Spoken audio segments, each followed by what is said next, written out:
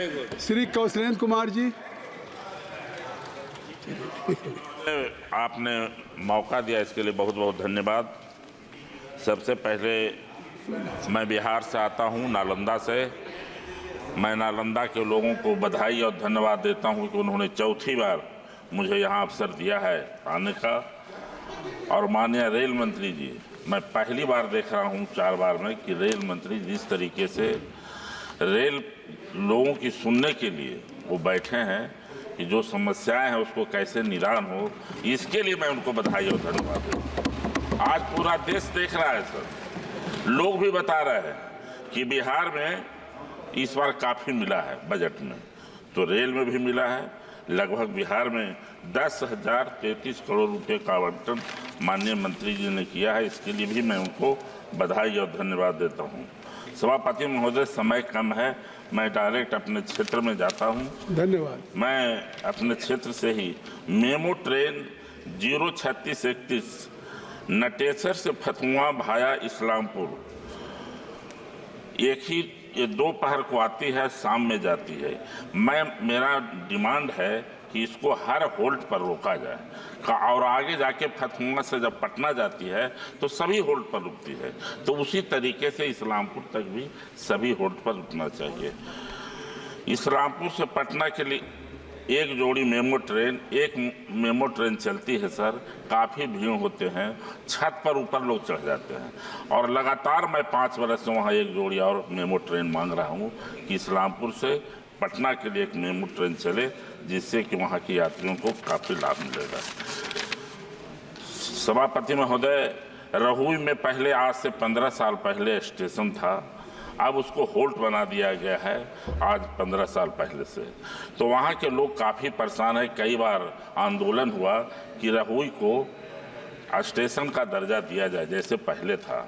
अभी वहाँ पर डेंटल कॉलेज भी आ गया है, लगभग 4 लाख आबादी है वहाँ का।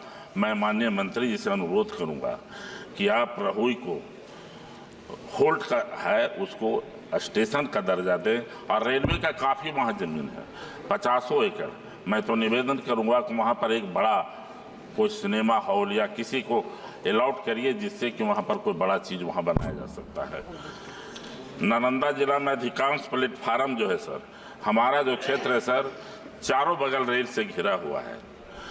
इधर बख्तियारपुर से राजगीर होते हुए नटेसर जाती है, इस्लामपुर से नटेसर जाती है, फिर इधर फतुआ तक आती है।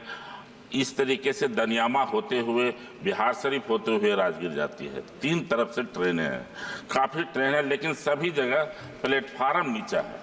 मैं माननीय मंत्री जी से अनुरोध करूंगा कि प्लेटफार्म को ऊंचा कर दिया जाए, जिससे कि जो वरिष्ठ नागरिक लोग हैं उनको उतरने में आसान हो। कई घटनाएं घट जाती है, और पानी की व्यवस्था और रोशनी की भी व्यवस्था हर होल्ड पर होना चाहिए।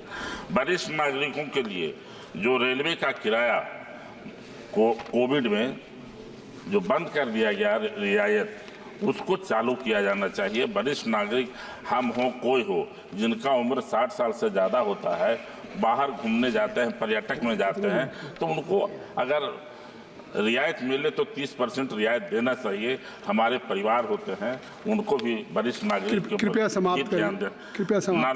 नालंदा में राजगीर दनियामा फतुआ रेलखंड पर चलने वाली रामपुर होल्ट है सर। गाड़ी रुकती है लेकिन टिकट नहीं कटती है। मैं माननीय मंत्री से अनुरोध करूंगा कि मैं कई बार इसको लिख के भी दिया हूं, अगर गाड़ी रुकती है टिकट नहीं कटेगा तो कैसे यात्री लोग चढ़ेंगे? ये हमारा दोष नहीं है। हम निवेदन करेंगे कि वहाँ टिकट कटे। ये आप लिख के भी दे दें।